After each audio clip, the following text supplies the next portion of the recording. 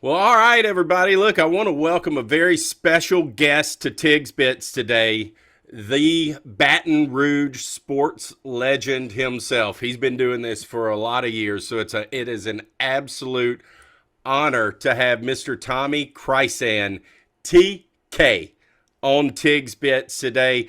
Thank you so much for coming on, Tommy. How you been doing, my man? I've been doing great, Brantley. I really appreciate you having me. I'm digging the guitars behind you on the shot there, and my pleasure for being on your program. Yeah, man. Well, I tell you, I've come a long ways and to where 2022 is now from where you and I first met.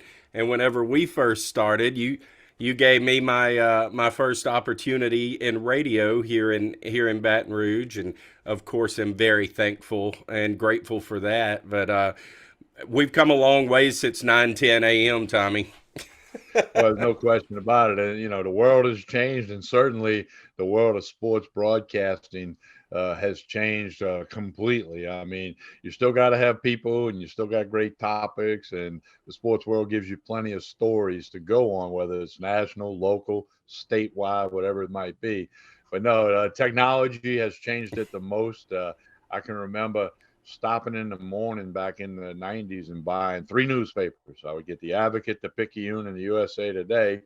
And then we'd be going through it, cutting out things that mattered. This before we had it all on the internet, and that was a way you found out a lot of things because you Right. you went to sleep and you woke up and you tried to see what hit the morning paper. Of course, now we got it at our fingertips. We can look up, how old's Drew Brees? I can find out in 5 seconds. That's right. So I mean, it's really cool. And somebody said, well, does that make the job easier? I said, in a way, it does. It makes preparation and gathering information is easier, but you still got to entertain, you got to inform, you got to educate, you got to have fun, and you got to be real with people because on the other side of the dial, the people know a whole lot about more about sports than they did, say, in the 90s or the Right. early 2000s, where they didn't know the difference between a 3-4 defense and a 4-3, or they didn't know when the basketball team switched from zone to man, because they just didn't have the knowledge if they didn't play the sport or coach the sport.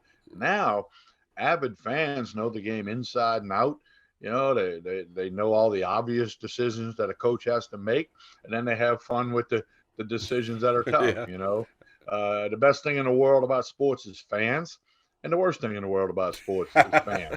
Okay, so but you got to have them. You'd rather have passionate fans than not. But certainly, this sports casting stuff, it has really changed a lot. But I think it's best. It's good for the fans, and they got so many options now. I Yeah. started doing a podcast about 3.5 years ago, and at the time there was estimated to be 2 million podcasts. 3.5 years later, there's estimated to be 25 million podcasts. Wow. So it's a lot of stuff out there. And the cool thing is the fan, no matter what age, male, female, kid, old guy, retired, whatever, you can watch and listen to what you want to watch and listen to at your convenience.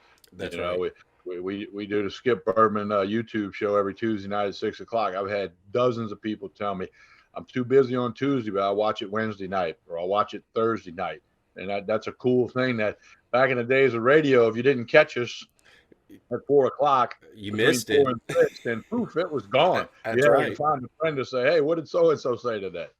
That's right. Exactly. Well, look, before we dive in deeper into this, kind of lay out. Look, Tommy Krysan is freaking everywhere on every dial. Anyway, if you're in Baton Rouge and you don't know who Tommy Krysan is, then you've been totally living under a rock because you're on every show that I hear just about, which is amazing and awesome. How, first of all, I want to know what got you into this 30 plus years ago. I know you've been doing it a while. We'll get to that. But before we do, this isn't it's not a typical TK sports show. We're going to talk a little bit about sports, but I more so want to talk about you and because you're quite an interesting person. I've got to know you over the years. Um, where are some of the places that we can hear you every week, every day, and some of those types of places? I want to get that out of the way before we dive in. Well, basically, Ronnie Rance and I do a video on Facebook and YouTube Monday, Wednesday, and Friday mornings about 9:30. Now, we did one today because he's traveling in London for the Saints game, and so it bounces around a little bit. They're 25, 30 minutes long. We talk LSU, we talk Saints, we talk high school, we talk local stuff. And like this, the beauty of it is we're not driven by the clock. If we want to talk for 22 minutes, that's great. If we want to go for 42, I host the Hold the Rope show with Skip and Cano. That's a YouTube. You need to subscribe to that YouTube channel. You can help me out.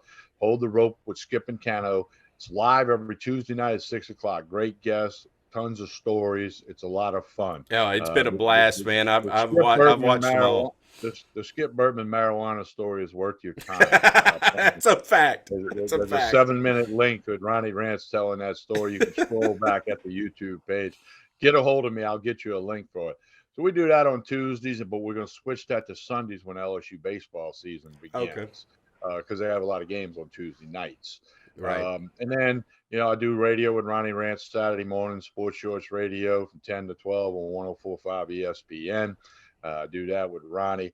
I've got my own podcast, Talking Sports with TK, which is approaching 44,000 downloads and listens.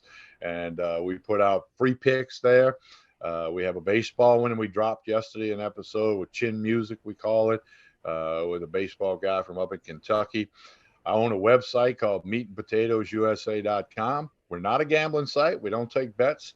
We sell picks. You buy a pick from us. We tell you who we think is going to win whatever game. You buy the pick. If it's not a winner, you get your money back. I mean, we're hitting 70% of the picks right now, the 4 consultants at that page. So we got a lot of people making a lot of money. Meatandpotatoesusa.com. You can get it on your smartphone, your tablet, the computer, and of course, Meat and Potatoes USA's Facebook and Instagram as well.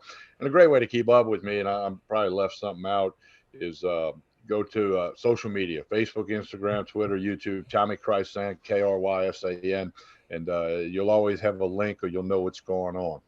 Yeah, you're very, very active on social media and everywhere, man. Which is what you have to do in this time and age. It kind of goes back to what we were talking about, how different everything is from 10, 12, 15 years ago, whenever you and I first met and started talking and doing media type stuff, to to where it is now. You give hyperlinks, you blast it out on social media. You just have to spread yourself out. That's just the way that it works. Well, that's great. Well, you have to market yourself. I Right. tell people this story all the time. In the mid '90s, I announced LSU basketball on cable TV. The late Charles Barber, who just passed away, and I did the games. We did probably 4 games, and that's back when the world was different. We taped the game on a Wednesday night, say LSU versus Vanderbilt, and it played on TV Thursday night at 7. Even when everybody knew the score. And I'll never forget this. I tell people this story. I got paid a piece of pizza and a Diet Coke. But you know what? I would have bought the pizza because I was announcing SEC basketball. I was announcing SEC. Nobody. I just moved to the Baton Rouge market a couple years before that. I had to market myself. I wanted my name out there, and whatnot. So I did that, and the last time I called a game, I got a whole lot more than a piece of pizza and a Diet Coke. Because 35 years later, I can command a better talent fee. Right. But but it's about marketing, and even you with your show. I mean, you got to get it out there because if people have a lot of choices, and if you're good, if you entertain, if ESPN, the E stands for entertain. So all sportscasters need to remember that, old and young. You got to entertain. You got to be yourself. Don't try to be Chris Berman with the nicknames, or don't try to be Joe Buck with this, that, or the other. Just be yourself and let it go. And if you're lucky like me to be able to hang around for a long time, that's a good thing.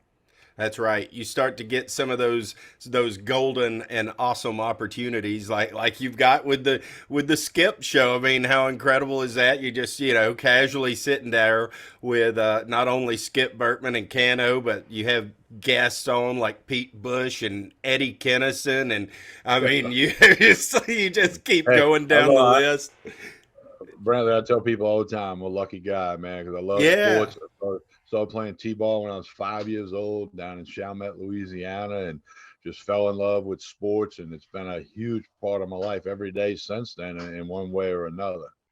So what really got you started into sports journalism, sports media, whatever, whatever you want to call it? Where'd you get your start? Well, it's kind of funny. They tell me like when I was playing little league football, like I'm like 12-year-old tackle football at the playground. Okay, well they said this little bitty press box and the old microphone where you had to push the little button to talk. And they said like when it was the 10-year-old game that I'd be the one in the press box saying, and here's the 10-year-old team, number 10, Brantley Salter, number 11, time, and they'd run out. So it almost started then. I always had the deep voice, the pipes. But what really happened was in the mid 80s, I was the recreation director for the city of Covington. And had been doing that for a little while. And a great friend of mine who I just spoke to, Trey Blossman, he does podcasts with me. His family owned the local AM radio station, WARB. Was based in Covington. It kind of was into the New Orleans market a little bit. Wasn't a strong signal or whatever. Well, Trey had a political show where he talked about the governor and the mayor and the all the politics. But on Fridays, Trey would want to talk LSU and Saints football, and high school football. He had met me, he figured out quickly I was a sports guy. And he said, hey, why don't you come sit in with me on a Friday and we'll talk sports. We're not going to talk about the mayor and the governor and all that. And, I ran the recreation department. And my boss said, hey, if you want to do that, go do it. Just make sure your job gets done because, whatever. So I began sitting in on a Friday with Trey, just talking about whatever, taking a few phone calls. And actually a few people that are still friends of mine to this day used to listen to us back then. Then it evolved into Trey had been announcing the Covenant High football games on Friday nights. Well, I took that over in the late 88. I took that over, announcing the games on Friday night, whether it was home or away. And at the time, Covenant was one of the premier high school football programs with the legendary coach Jack Salter, who, by the way, was my father-in-law. So, oh, really? Yeah, so I began doing his games, and then I started a Saturday morning scoreboard show. And again, this is before the internet, so people in the North Shore, they wanted to find out, did Mandeville win? Did St. Paul's win? And who had 2 touchdowns? And who had the game-winning field goal at Slidell High? So it kind of grew. I mean, we were getting calls like it was just it grew from that. And then I moved to Baton Rouge in '92 or '93, and walked into a radio station not far from right off the interstate, the old Cajun 103. And I walked in, told the lady, I said, hey, I got a little radio experience, just moved to town. What do I got to do to maybe get on a show? And about that time, John Fine came walking out of the door. He had just signed off the air of a show he had done. And she said, well, talk to that guy. Well, I started talking to John, and ended up going on with him once or twice a week. And then that grew. And I did a lot of radio with John. And I said, let's do Denham Springs football, which we did. I talked John into doing that. He still does it. We started that in '94. He still does it to this day. A funny story. I remember we were doing Denham football, and I'm before the game, I'm walking by the fence, and Coach Gary Dewey, great friend of mine, longtime great basketball coach in this community at many different schools, he came up to me. He said, TK, says, y'all going to do Denham basketball? I go, no, it's a little tough to sell the football. We got a lot of good sponsors. We don't know if we could sell basketball. He goes, well, let me tell you something. They got a kid that's going to be a freshman next year. You're going to be able to sell basketball. His name is Tasman Mitchell. Mm-hmm. So we started doing basketball, and I did all 4 years of Tasman's games at Denham. Also at that time, the girls team went 36-0 and won the state championship for the Lady Yellow Jackets. I announced that state championship game. We just did the girls playoff games.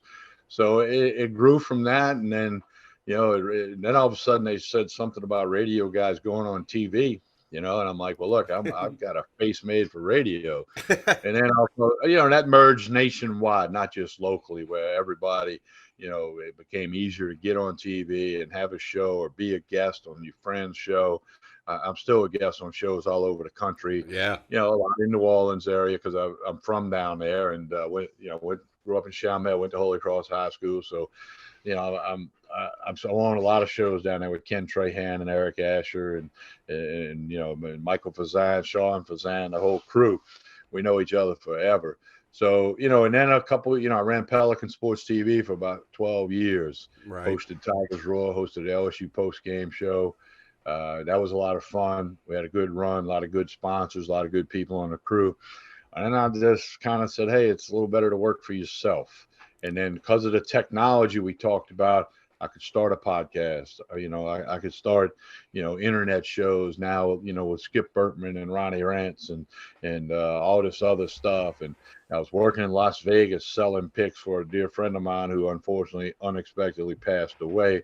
Well, I stole his idea, and that's what made me start meatandpotatoesusa.com. And he'd be happy to know I did that because I was selling picks in Vegas, and I had a good run back in 2019, and I actually picked LSU to go undefeated, win a national championship in a podcast in August before they played their first game. So people thought I was smart. They thought I knew what I was doing. Picked LSU. My biggest pick in Vegas that year was LSU in the money line against Bama. Of course, they won the game straight up. So, then people thought I was smart. I could have told them whether or not to bet tomorrow was Friday. They'd have listened to me. So, right. So it just all kind of went together, and I've had a lot of people help me. A lot of people put me on their show just like you're doing, which is all part of the marketing. And I'm gonna get you on my stuff here soon, and that's how it happens. And right. The most important thing though is the people who listen, the people who watch, because without them, you got nothing. That's right. A couple, 2-3 times over the years when I've signed off, when I thought I was getting out of radio, I just said thank you to anyone who ever listened once. Because without that, those people listening, talking about it, saying, "Hey, did you hear what he said? Did you? Oh, man, they got a hot topic going on this show." That's that's the fuel to get us to what you're doing and what we're all doing and having fun doing it. And we end up making a couple of dollars. That's good. That's right. That's right. Yeah, I had a video that just absolutely blew up on TikTok. I think it's almost to 650,000 views now, or something just ridiculous, about live golf. I mean, I wasn't.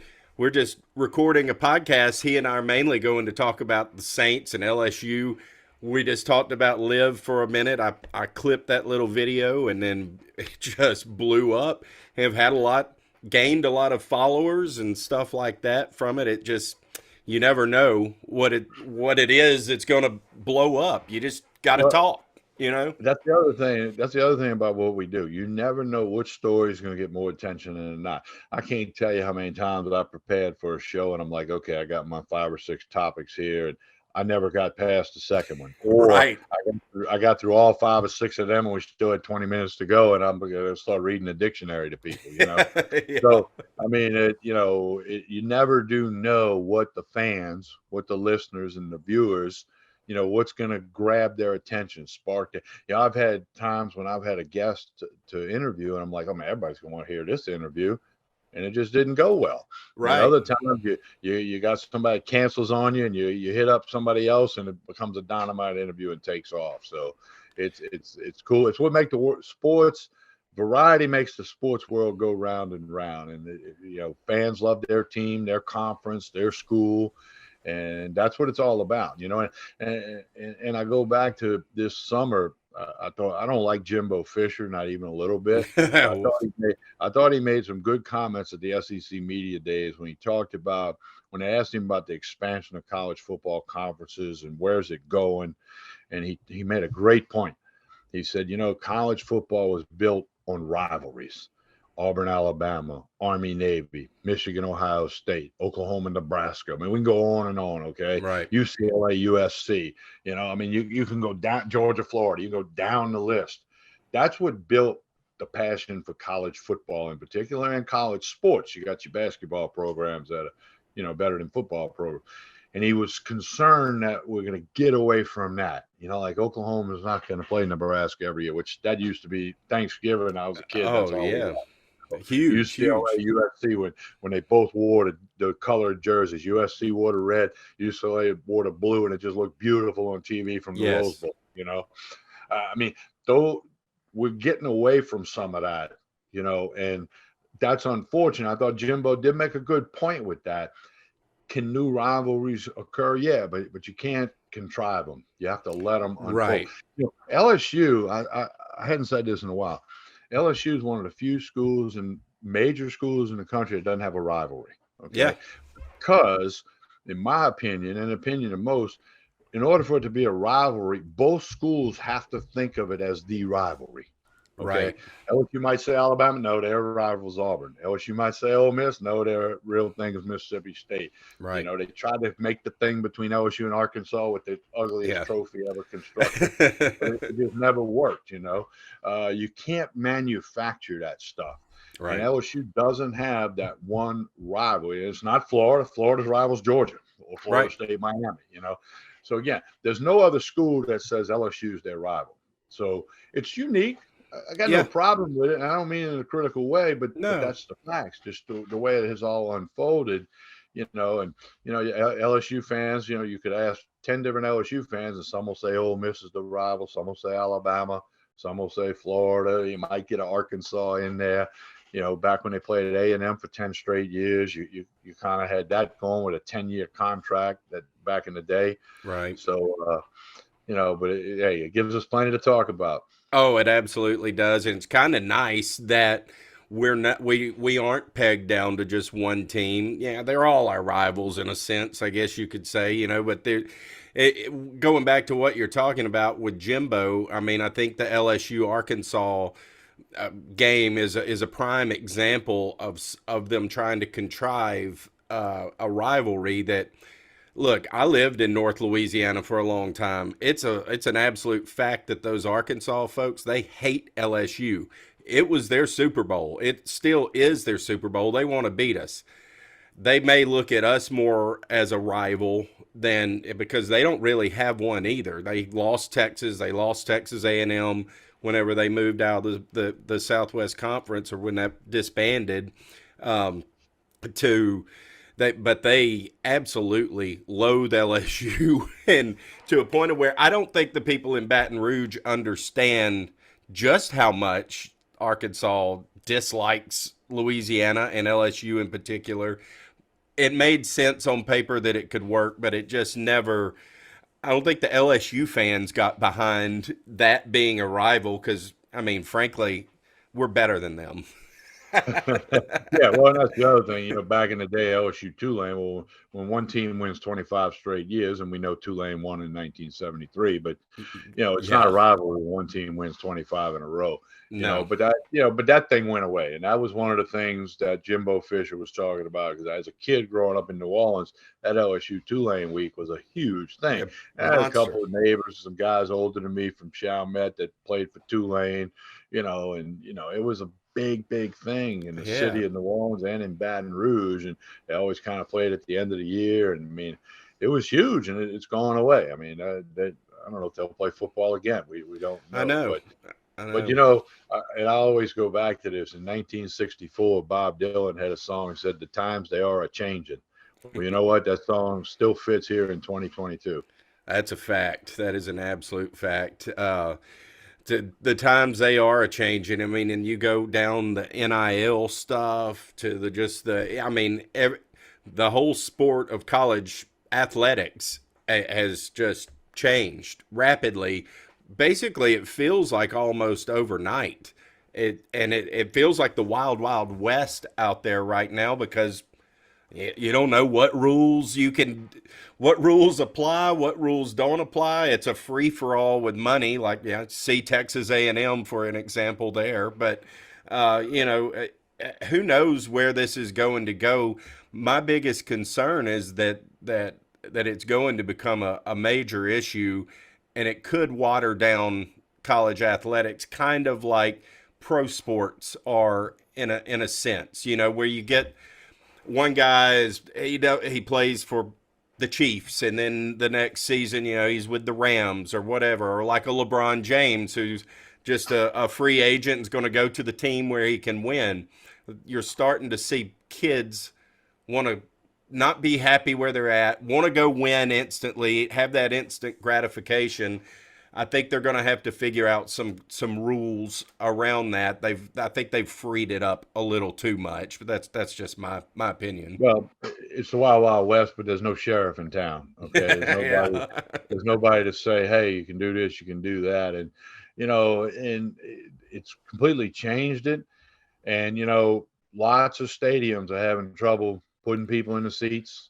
and having people stay past halftime. It's not That's right. unique to LSU. It's not unique to, I mean, Ole Miss. You heard Lane Kiffin's quote. He said they came out to tunnel. He thought he was at a high school game in a college stadium because the Ole Miss fans just didn't turn out. Now they might this week with a big matchup with Kentucky, but Yeah. it is different. And then you got so many options, and then the money part of it. I have a lot of people that had LSU season tickets for a while, and right now they just choose to do different things with that money because you can have 10 people over to your house, fill up the ice chest, fire up the grill, and watch the game for about Yeah. a 20th of the cost. And by the way, the bathroom's right down the hall. And by the way, if the game's no good, you can change it. That's exactly right. Here you can watch other games and they're all right Yeah. there in front of you. Yeah, I'm guilty. I'm guilty of falling into that comfort trap, I guess you could call it. Something it's just easier. I'd rather have a group of friends over at times, cook and just do all that, have a little bit more fun. You don't have to drive anywhere, just Or all of that you don't have stuff. to be in traffic for 3 hours.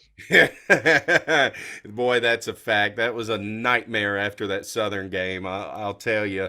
I park in a place where I walk. I have to walk. No, and there's no way in hell am I giving it out where I park. But I've gotten home in 30 minutes in the two games that I've attended Well, this year. good for But you. yeah, I'm knocking on wood right now because that probably just ended. No way will I give up my spot though. I'm not telling, but I do have to walk a little bit. But yeah, what a nightmare it's been. But and we're not going to dive too deep into LSU and the Saints and all that. You do that if you want to hear that. You can listen to his shows. He does that daily. But I do want to get your take, and we'll be doing this again down the road. I do want to get your take on where you think LSU's program is today compared to where it was at the very start of the season, and also kind of get your thoughts on the Saints moving forward, and just kind of what do you think about the two programs there and the directions Well, they're moving in? I'll say this. Brian Kelly's a Hall of Fame coach. Okay. With what he's done in his career and whatever he's going to do at LSU, he's a Hall of Fame coach. And you talk about the things changing. Okay. He got here in December. LSU played a bowl game with 39 scholarship players and a wide receiver playing quarterback. Okay. They hadn't played quarterback since high school. Then he goes to spring practice. He's got a whole new coaching staff other than the offensive line coach Davis. Okay. Whole new coaching staff. They go through spring practice. The learning curve is huge. Then you got the NILs, you got the transfer portal, all the recruits that they sign. Look, in August, I've said this many times. When they were at the, having dinner after practice, team meal, they had to have name tags on. So they go like, okay, where did you transfer from, and what position do you play? And they didn't know each other. Eddie Kennison made a good point on Hold the Rope. He said, when he came back to LSU for his upper years, he knew 90% of the people in the building. He knew the managers, he knew the trainers, he knew the assistant coaches, he knew the secretary. He knew all the players other than the handful of freshmen, and he heard a half of them because they got publicity. So Brian Kelly has had to mold all this together. And in the 4 weeks of August fall camp, he had to do 3 years worth of coaching in 4 weeks, and it was impossible to get everything done. Right. The Florida State game happened, and we all know what happened. We don't need to rehash that. But the biggest thing that Brian Kelly learned from that game is he still had a lot of work to do. He Yeah. and his staff on the mental aspect of everything, okay, as well as some personnel situations. And to see that they're 3-1, with a conference win at home against Mississippi State, I think he's done a great job. Yeah. Okay. Jaden Daniels is going to get better every week. Back in 2019, all you had to tell Joe Burrow was what time was kickoff. Okay. Right. You didn't have to coach him up every week. Joe, next No. Saturday we play at 6. That's all you had to tell him. But with Daniels, you got to coach him every week, and he's got to, he's getting better with his progressions. He likes to run. He ran for 3 years at Arizona State, so that's not going Right. to stop. No. He loves No. to tuck it and go, and he's LSU's leading rusher. Yeah. Yeah. Let that sink in. So I think that Kelly is aware of that. His coaching staff's aware of that. Matt House has done a great job with the defense. There's a Yeah. lot of talent on defense. Mason Smith got hurt. Major Burns is out right now. By the way, I coach Major Burns in travel baseball, and I like that kid and his family a lot. But I think they know where they're at, what they got to do, and they're going to do it. And Yeah. Brian Kelly is going to do it, just like Jay Johnson learned what he had with LSU baseball and what he had to address to go into this next season. Now, I promise you, he's addressed it. I've been to practice. I've been in the new pitching lab. I've hung out with Jay. We've had him on hold the rope. I could go on and on. We'll keep it to football here, but he's going to be so much better next year. He's got Yeah. a legitimate chance to be in Omaha. Well, last year, April 15th, like Skip used to say, you better have it figured out by tax day in the world of college baseball. But, Jay Johnson didn't have it figured out, throwing a couple of injuries and whatnot, and he was still trying to get that learning curve. Well, he's ahead of that picture compared to Brian Kelly now. So I say when you give Kelly a chance to get through this season. I don't know what they're going 8 games, 9 games. I don't know. Going to go to a bowl game, you would think. Then he gets his recruiting class, and he gets another spring practice. Look out in 2023 for Yeah. LSU football. And I said this back in like June. I'm like, hey, this year is going to be good. They're not going to be terrible. They're not going to be Vanderbilt. They're not going to be Missouri. But they're going to be somewhere in the middle. And they were picked 5th in the SEC West by the media. So, Right. But 2023, 2024, look out. Just like look out for Kim Mulkey and the women's basketball team. She's going to win a Yeah. national. She's going to. I would say that I'm gonna say something on your show that I hadn't said anywhere else.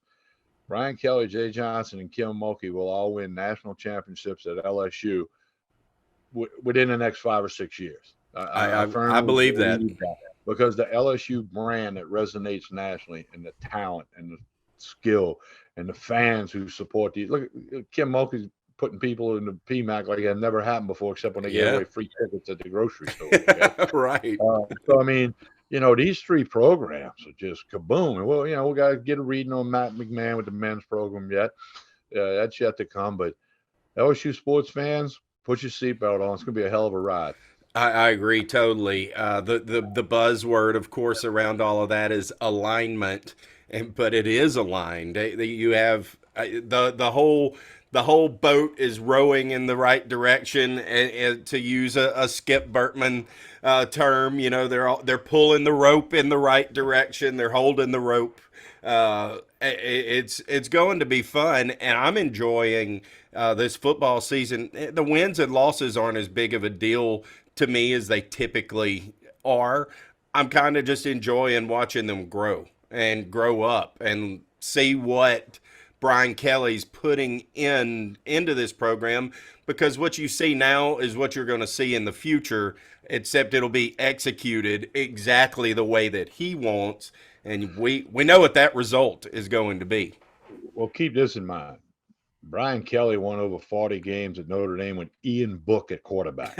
Okay. And he's terrible. Okay. Yeah, So he if is. he can do that, and here's the other thing, I jokingly say this, but I think it's true. Brian Kelly's sitting up there at Notre Dame. He looks around and he sees Les Miles and Ed Orgeron win a national championship at LSU. Okay.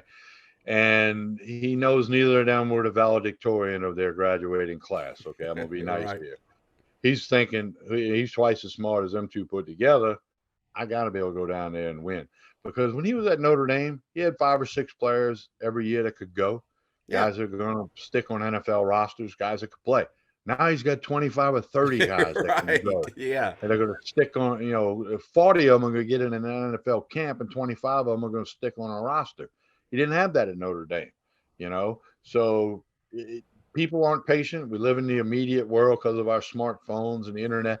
But LSU fan, and look, I'm not an LSU fan. I'm a sports journalist. I did not go to school at LSU. I went to Southeastern over in Hammond.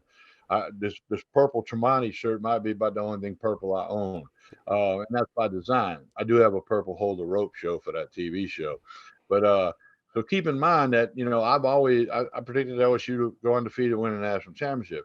I've been around. I've seen them fire coaches. I've seen all of that, and I firmly believe what I'm saying. I'm not trying to talk with purple and gold glasses. I'm not trying to appease an LSU fan. Sure. I'm just telling you what I think. If I thought he sucked and had no shot at success, I'd say that. But trust Exactly. me, I've been around. I've seen thousands of press conferences. I've seen lots of ways to get it done.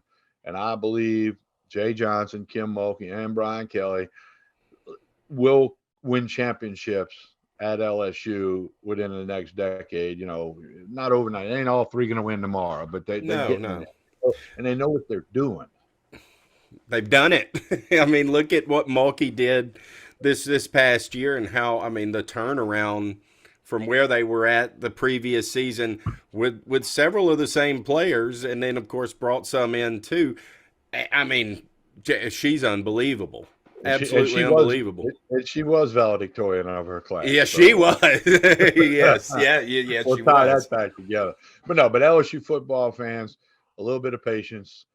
They got a lot of football players out there. There's a lot of good coaches that know what they're doing, and you find out how good these coaches are when they're trying to put this together. Brantley, you and I could have coached Game 10 of the 2019 team. We just would have had to Yeah, get them to the stadium on time, and that's we it. like our chances. So you find out when you can coach when times aren't going good, or you have to reconstruct something because the LSU program went south. Yeah, Okay, quick. what Ed Orgeron did in his last year was solve the traffic problem because nobody went to the game, so there was no traffic problem. That's a fact. So he did that, but Brian Kelly basically started from scratch. Okay, I think it's Yeah, fair to say just a notch above scratch. He started, and in a time when you can't build a program at a place like LSU, he's going to do all right. I really believe that. yeah, I agree. I agree totally. What about our pro team to the south of Baton Rouge?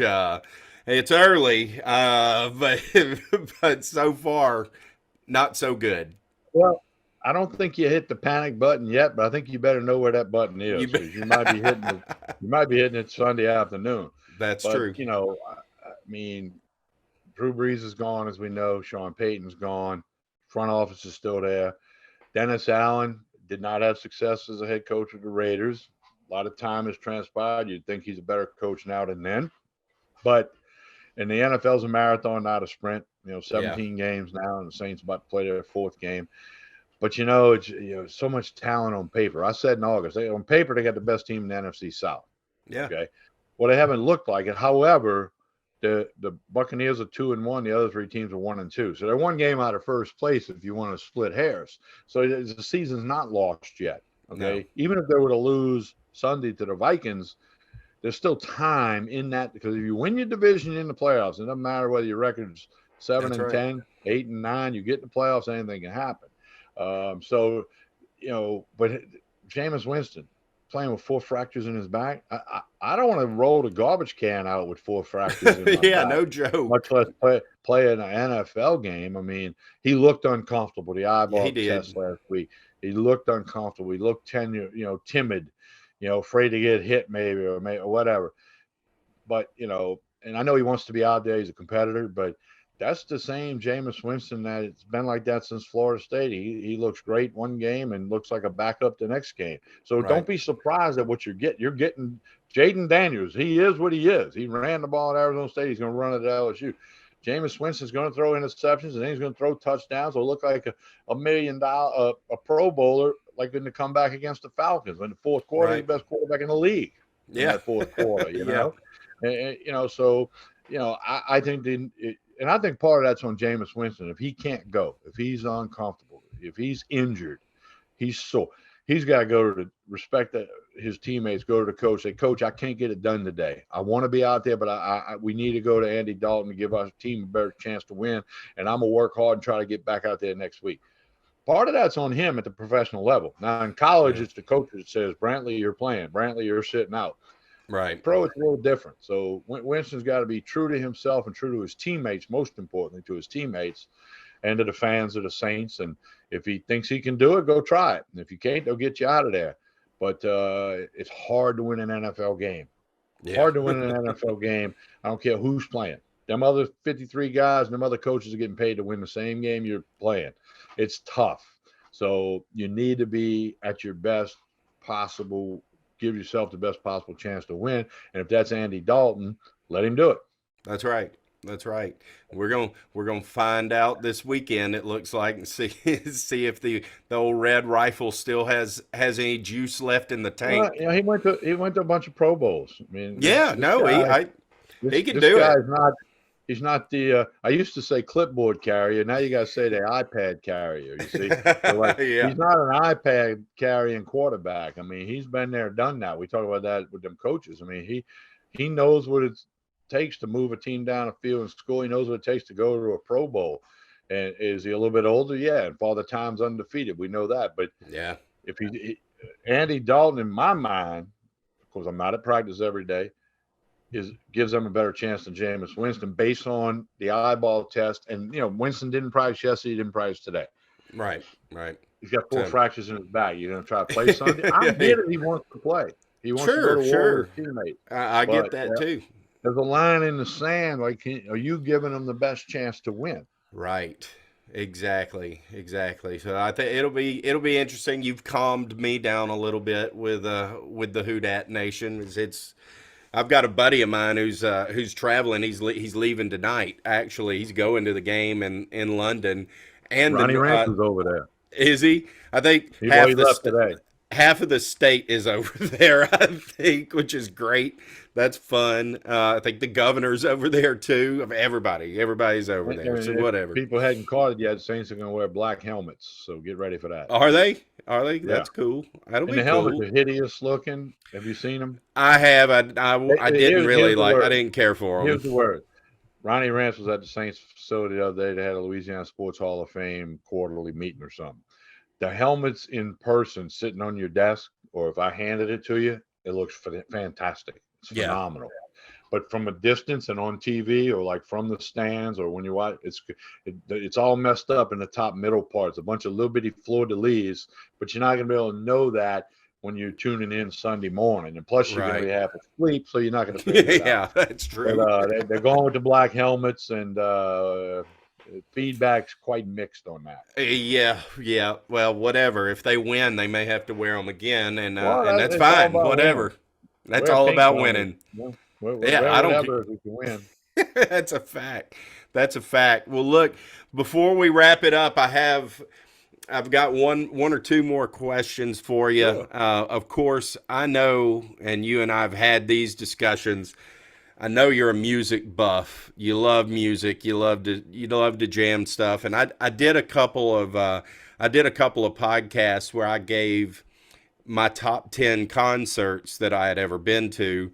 And granted, my list is going to be way different than yours or anybody else's, because it just depends on what kind of music you like, where you go. But I know that my man TK has seen some freaking shows in his lifetime. What's two or three of the best concerts you've ever Well, been to? I'll say this. I've seen Hank Williams Jr. in concert 25 times, including 3 nights in a row. Yeah, Lafayette, wow. New Orleans, Biloxi. I went all 3 nights, okay, back in the day. I've seen the Rolling Stones 6 times, and I'd go see them tomorrow if they were anywhere close. And obviously, that's kind of different ends of the spectrum in a way, not totally, because the Stones can get a little bluesy and Oh yeah. Hank can get a little rocky. I mean, they merge a little bit, you know. So the Rolling Stones is tough to beat their Yeah.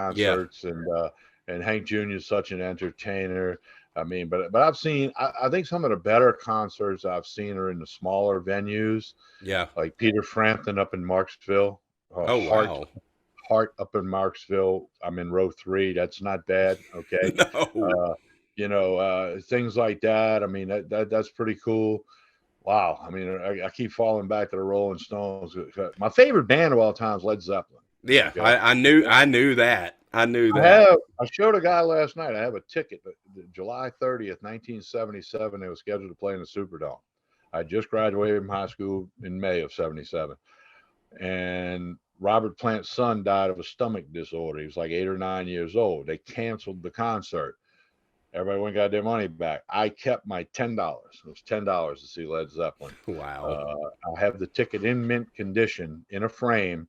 July 30th, 1977, Led Zeppelin, Louisiana Superdome, $10. I still have that, tax included, $10. Wow. So I never did see Led Zeppelin. I think if I'd have saw them, they might be up there. John Cougar. I mean, John Mellencamp. I saw him in a small arena in Bloomington, Indiana, about 2,000 people. because that when he used to go on tour, he would start and end his tour in this little bitty arena in Bloomington, which he lives right outside of Bloomington in Seymour, Indiana.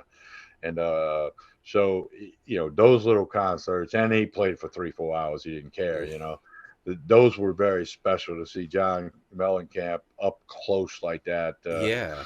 Another Mellencamp story. I don't know if we have time for it, but so people like that, the Doobie Brothers, saw them down at the wharf one time, and that was pretty spectacular. They were the first ones with two drum kits, and and I mean, it's just I love music. I love music more than I love sports. I know you do.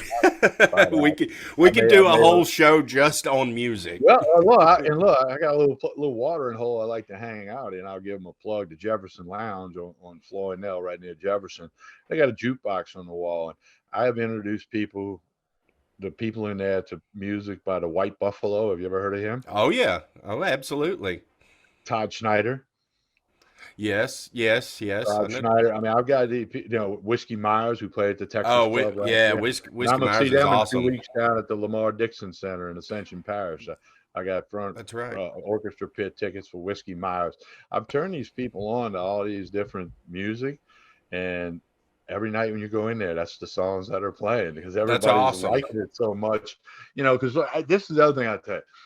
People who introduce you to music are important. I agree. Yeah, totally agree.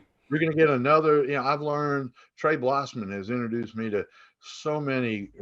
I introduced him to the White Buffalo, but John Prine, who I knew about in high school, or Todd Schneider, these different, Slobberbone. That's one out there. They're incredible. I listen to them in the car all the time. I saw them at the Spanish Moon in Baton Rouge. We got drunk with Brian Best, their lead singer. Trey and I did. We had beers with him. I got a good one for you. The original Tips uptown in New Orleans. The Wallflowers were playing. Bob Dylan's son Jacob band.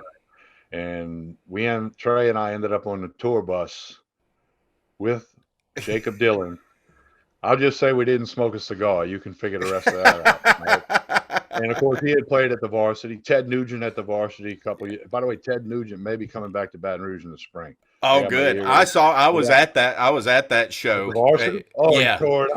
Yeah, it was ridiculous. It was amazing. That's the only time I've seen him. I will definitely be going back. Keep your ear to the ground. He's supposed to be coming to LaBerge. I'll tell you where. In the spring, and so we will. I will be there. I'll get us some seats in row 2. Okay, let's do it. No, so I do love music, all types of music, but I'm an old rock and roller. Give me Led Zeppelin, give me Skinner, give me the Rolling Stones, but I can get going on some other stuff, and it's kind of, I love Jimmy Buffett. A lot of times I'm riding around listening to Jimmy Buffett, so it's a pretty broad scope, but then I got my go-tos that I'm going to listen to more than not. And I mean, I listen to a lot of music, a whole lot of music. I know you do. I've been asked if I could go back in time and one band, one concert that I could go and see, who would that be? And my answer is very, very easy. 100% of the time, it's Led Zeppelin. I mean, there's just no doubt. I can't even. It gives me chill bumps just thinking about seeing what that show would. Just trying to imagine it. I know you've seen Zoso, the cover band. Like 10 times, yeah. I figured you had been there. I think I've seen you at one of them.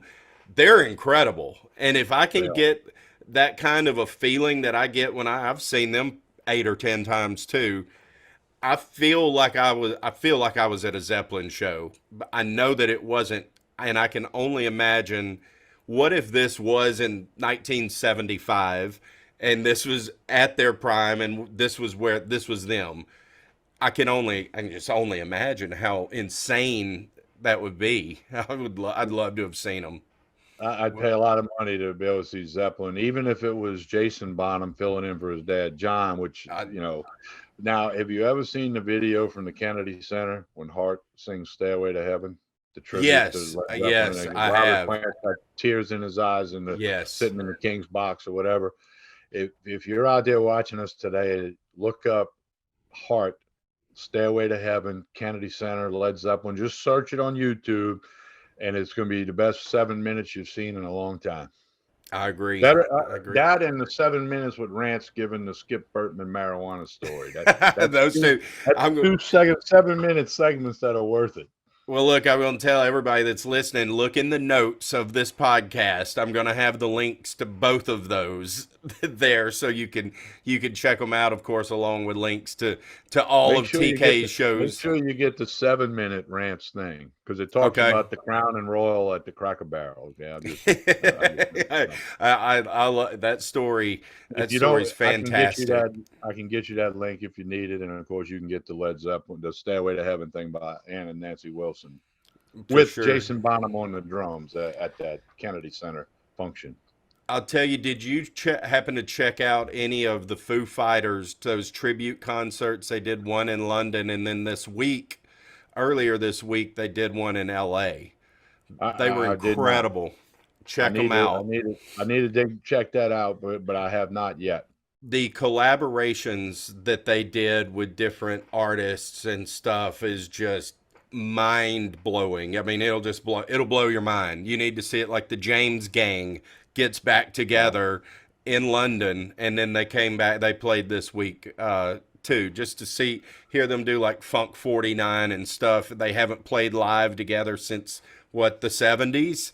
For them to just do stuff like that, it just goes to show how much of an influence somebody like Dave Grohl has on the music. He's the Foo Fighters, to me, are the last true American rock band touring, play for 3-4 hours a night. Them, Metallica, a handful of other groups. The Stones are still killing it. There's just not as many great rock and roll bands. I'm concerned for the future, but maybe it can be saved. You get somebody like Whiskey Myers, who I would certainly not put in a country music label, that he kind of gets tossed into. That dude's the furthest thing from just straight country that I've ever heard. He's a rocker, and he's good. I mean, that whole band, they're incredible. I haven't had the chance to see them live yet, but I will be seeing them live. I can't wait. October 14th, they're at the Lamar Right. Dixon Center down in Ascension Parish. I'm going to most likely work my way If I to can that. find you 2 tickets, I'll call you because we got Perfect. a big group going. That'll work. Well, No, awesome. Here's the other thing. Music is life. Life is music. I'll leave it at that. That is a fact. The Ronnie Rance marijuana story about Skip Bourbon, last time I looked, was over 60,000 views. Holy cow, that's awesome. Well, see, everybody in the world knew you had marijuana. You knew you had Skip Bourbon. You just didn't know they'd be in the same You didn't know you could put them together. You didn't know they'd be in the same story. Man, I really and truly do absolutely thoroughly enjoy that show. I mean, I was listening to it this morning on my walk, the Eddie Kennison one, because same like you said, you listen as you go. I've been a little behind on everything, and I was catching up, just listening, because those stories, just to hear Skip Burtman tell any story. I mean, he could tell me about how he painted his damn wall, and I would be enthralled, just absolutely entertained. But to hear some of it, he's got the good ones. He's got more than you know. And just to hear, to hear Pete Bush talk, and to hear Doug Thompson talk, and Pat Kuntz, who was on the same night, Eddie Kennison, these guys that played for him, to hear the things that they say. And I'm not talking about baseball. I'm talking about life stuff. Yeah, life. About success, failure, hard work, teamwork. When you hear that, I'll give you a quick story. Trey McClure played in the mid-'90s, was a great athlete. Great baseball player, national champion at LSU. Trey told his story on the Hold the Rope show back in the ancient days when we were on the radio. Trey McClure said after his junior year, he'd had a pretty good year. He was hoping to get drafted. He said, "Hey, I want to get drafted. I'll give the pro ball a shot." Trey was his brother Todd was a good athlete. Trey was better. Okay. And Tanner's just a great guy. He tried hard. But Trey, so he was hoping to get drafted, try the pro ball thing. Well, he didn't get drafted, not even like in the 40th round. So he was disappointed. And then it dawned on him. He said, I shouldn't be disappointed because I get to spend another year with Skip Bertman. How Yeah. powerful is that? Think about it. Let that sink in. He's Yeah. disappointed because he didn't get an opportunity for pro ball, which he didn't even get after the next year. But he realized that meant he had another year with Skip Bertman to influence his life, not just to Yeah. teach him how to turn a double play or whatever it might have been. So let that sink in. That's how all them players that played for Coach Bertman felt. Yeah. Coach gave a speech last night in front of the coaches committee, 350 people in the room. 5 minutes standing ovation when he was done. Five Wow. minutes. He's Tears in the incredible. building, the whole bit. He's the greatest college baseball coach of all time. Oh yeah, that's not even debatable. It's just so his stories. Yeah, he's somebody I've always looked up to just because when he opens his mouth, it is best that you just shut up and listen because what he's got to say is very impactful no matter what it is, what the subject is that he's talking about, life, getting through life, coping with things, whatever it is he's got the answer. He's just he knows how to tell you in a way that isn't demeaning or makes you feel bad or anything like that, but he can help you. It's he's I've never met Skip Bertman, which crazy as Well, many you need to folks. come out to the, I will. we do the show at the FM Digital Center now on Government Street, and it's not an audience thing. But if you ever want to come by one night and meet Coach and get him to sign a book for you, Okay. whatever, you just let me know and I'll make that happen. Look, I consider myself so damn lucky to be able to sit with him every week. I sat with him at 20 baseball games this year. Okay, Right. I got to tell you this. You ready for this? So, I pitched at Southeastern, back in the day. So we were watching a game one night, and it's a 3-1 count, and the pitcher for LSU walks the guy, ball four. Skip looks at me. He goes, TK, even with your horse shit fastball, you got to throw a strike there. I go, Coach, you were at Miami when I was at Southeastern. Hey, what do you mean I got a horse shit fastball? He goes, TK, I got the scouting report. You had a horse shit fastball. Damn, that's I said, unbelievable. I said, well, and you know what? I was a better curveball and changeup guy, so he was right. It was a horseshit fastball, but but I was so no. He can be brutally honest, but no, for me to be able to sit at a game with him and look, he's out there, he's grinding. He's every pitch, and why is the second baseman? He's got to play more to the middle because most hits in baseball go up the middle. I mean, I'm sitting there thinking I'm the luckiest dude in the world that I love the game of Yeah, baseball. And I'm listening to the greatest guy in the world tell me about it. no And joke. he's told me some other little secrets and tips that he did when he coached that it's just amazing that, hey, the skins are on the wall. That's all I'll say. That's right, and you probably see the game in a whole different perspective. Just spending one game watching him and listening to him, I think you would view the whole thing completely different. One time when Ronnie Rance was pitching, and Ronnie didn't pitch a lot, but he was a key part of the team, and he's a great dugout guy and all that. Well, one Tuesday night game, Ronnie's pitching, and it's not going good. Skip goes to the mound, and he says, Ronnie, he called Jumbo. He says, Jumbo, says, you got any members of your family here tonight's game? And Ronnie goes, yeah. My parents, my aunts here, my little brother's here. Skip says, you're embarrassing them. You're embarrassing them. That's how you rip the band-aid off. One more. Back in the late '90s, Ronnie started the Jumbo Sports Network. Okay, and he Right. started telling them LSU baseball games. This is before the SEC network and before the internet went nuts. So Coach Bertman doesn't like to spend money unless it's somebody else's money. So, Ronnie went to him and said, Coach, you got this summer camp. And at the time, Coach made almost as much money or more at the summer camp than he did as his salary. Okay. So Right. his summer camp was important, and he's winning national championships. So you got a lot of kids. So in the late '90s, Ronnie talks Coach Bertman into buying an ad during the broadcast to promote the summer camp. And Ronnie says, well, we're going to do the pitching change. Anytime there's a mound visit or a pitching change, it's going to be brought to you by the Skip Bertman baseball camp. So Coach agrees and pays Ronnie whatever the price, the going rate was at the time. Well, in May that season, true story, Coach Bertman goes to Coach Canterbury, who was the pitching coach. Right? And Bertman was the pitching coach, but Dan Canterbury did all the conditioning with the pitchers. He says, Cano, go to the mound, talk to the pitcher. Cano's like, Coach, we're up 6-0. The guy's doing really well. Coach goes, yeah, but we need more campers. So you got to go. You go to the mound. Lance is going to run the commercial, and we're going to get more campers. So go to the mound because we need some campers. And so probably the people in the stands are going, "What's the coach going out there for? Is this kid hurt? Is he reached the pitch count?"